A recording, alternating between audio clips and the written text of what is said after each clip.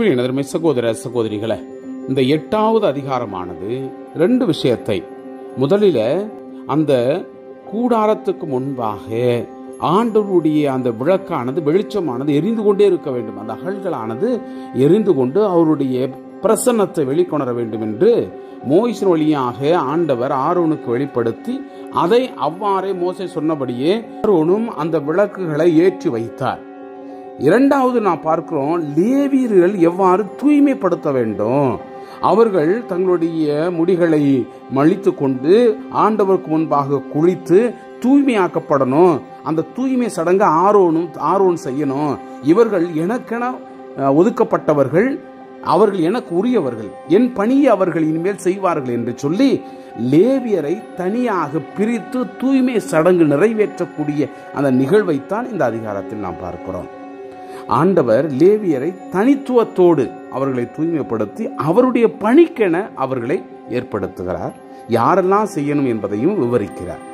நண்புக்குரியவர்களே, கடவுளுடைய பணிக்காக அன்றே கடவுள் தேர்ந்தெடுத்த அந்த இனத்தை இங்கு சுட்டி காட்டப்படுவதை உள்வாங்கிய நாம், நமக்காகவும் கடவுள் சில மனிதர்களை அவருடைய பணிக்காக தேர்ந்தெடுத்திருக்கிறார்.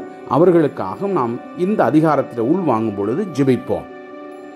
ஆண்டவர் மோசேயிடம் கூறியது, ஆரோனிடம் சொல், நீ விளக்குகளை ஏற்றும் போது 7 அகல்களும் விளக்கு தண்டுகள் முன்பக்கம் ஒளி தர வேண்டும். ஆரோன் அப்படியே செய்தார். ஆண்டவர் மோசேக்கு கட்டளையிட்டபடி விளக்கு தண்டுகள் முன்பக்கம் ஒளி தரும்படி அதன் அகல்களை ஏற்றினார். விளக்கு தண்டின் வேலைப்பாடு அது பொன் அடிப்பு வேலையால் செய்யப்பட்டிருந்தது. அதன் பாதம் முதல் மலர்கள் வரை அடிப்பு வேலையால் செய்யப்பட்டிருந்தது. ஆண்டவர் மோசேக்கு காட்டிய வடிவமைப்பின் படியே அவர் விளக்கு தண்டை செய்தார். ஆண்டவர் மோசேயிடம் கூறியது, இஸ்ரவேல் மக்களிடமிருந்து லேவியரை பிரித்தெடுத்து அவர்களை தூய்மைப்படுத்த நீ செய்ய வேண்டியது, பாவம் போக்கும் பழியின் நீரை அவர்கள் மேல் தெளிப்பாய். அவர்கள் உடல் முழுவதையும் சிதைத்து தங்கள் துணிகளை துவைத்து தங்களை தூய்மைப்படுத்திக் கொள்ளட்டும். அதன் பின் அவர்கள் இளங்காளை ஒன்றையும் எண்ணெயில் பிசைந்த மிருதுவான மாவான அதன் உணவு படையடையும் எடுத்துக்கொள்ளட்டும். நீயோ பாவம் போக்கும் பழிக்கென வேறொரு இளங்காளையை எடுத்துக்கொள். இஸ்ரேல் மக்கள் கூட்டமைப்பு முழுவதையும் ஒன்று திரட்டு. சந்திப்பு கூடாரத்தின் முன் லேவியரை அழைத்து வந்து நிறுத்து. நீ லேவியரை ஆண்டவர் திருமுன் நிறுத்தும் போது இஸ்ரேல் மக்கள் தங்கள் கைகளை லேவியர் மேல் வைப்பார்கள். பின் ஆரோன் லேவியரை இஸ்ரேல் மக்களிடமிருந்து வரும் ஆரத்தி பலியாக ஆண்டவர் திருமுன் அர்ப்பணிப்பான். அதனால் ஆண்டவர் பணியை செய்ய மக்கள் சார்பில் இவர்கள் இருப்பார்கள். அதன் பின் லேவியர் தங்கள் கைகளை காளைகளின் தலைமேல் வைப்பர். லேவியருக்கு கரை நீக்கம் செய்யும்படி நீர் ஒன்றை பாவம் போக்கும் பலியாகவும் மற்றதை ஆண்டவருக்கு எரிபலியாகவும் செலுத்துவாய். மேலும் நீ லேவியரை ஆரோன் அவன் புதல்வர் முன் நிற்கச் செய்து ஆரத்தி பலியாக அவர்களை ஆண்டவருக்கு அர்ப்பணம் செய். இவ்வாறு இஸ்ரேல் மக்களிடமிருந்து லேவியரை பிரித்தெடுக்க வேண்டும். லேவியர் எனக்கே உரியவர். நீ அவர்களை தூய்மைப்படுத்தி ஆரத்தி பலியாக அர்ப்பணித்த சந்திப்பு கூடாரத்தில் பணி செய்ய அவர்கள் உள்ளே போவார்கள். இஸ்ரேல் மக்களிடமிருந்து அவர்கள் முற்றிலும் எனக்கு பட்டிருக்கிறார்கள். இஸ்ரேல் மக்களில் கருப்பையை திறந்து பிறக்கும் தலைப்பேர் அனைத்திற்கும் ஈடாக அவர்களை நான் எனக்கென உரிமையாக்கி கொண்டேன். ஏனெனில் இஸ்ரேல் மக்களிடையே மனிதரிலும் கால்நடைகளிலும் தலைப்பேர் அனைத்தும் என்னுடையவை.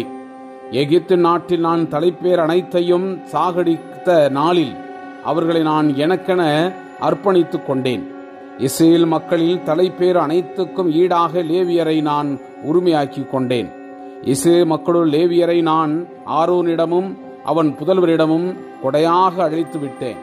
இஸ்ரேல் மக்களுக்காக அவர்கள் சந்திப்பு கூடாரத்தில் பணி செய்வார்கள். இஸ்ரேல் மக்களுக்காக கரை நீக்க பலியை செலுத்துவார்கள். இதனால் இஸ்ரேல் மக்கள் தூயகத்தை அடுத்து வர வேண்டியே இருந்தாலும் இஸ்ரேல் மக்களுக்கு தீங்கு ஏதும் நேரிடாது. மோசேயும் ஆரோனும் இஸ்ரேல் மக்கள் கூட்டமைப்பினர் அனைவரும் லேவியருக்கு இவ்வாறே செய்தனர். லேவியரை பற்றி ஆண்டவர் மோசேக்கு கட்டளையிட்டபடி எல்லாம் இஸ்ரேல் மக்கள் அவர்களுக்கு செய்தனர். லேவியர் பாவத்திலிருந்து தங்களை தூய்மைப்படுத்திக் கொண்டனர். தங்கள் துணிகளை துவைத்தனர். ஆரோன் அவர்களை ஆரத்தி பலியாக ஆண்டவர் திருமுன் அர்ப்பணித்தார். அவர்களை தூய்மைப்படுத்தும்படி ஆரோன் அவர்களுக்காக கரை நீக்க பலியை செலுத்தினார். அதன் பின் ஆரோனுக்கும் அவர் புதல்வர்களுக்கும் முன்பாக சந்திப்பு கூடாரத்தில் தங்களுக்குரிய அந்த பணி செய்யும்படி லேவியர் உள்ளே சென்றனர். ஆண்டவர் மோசேக்கு கட்டளையிட்டபடியே அவர்கள் லேவியருக்கு செய்தனர்.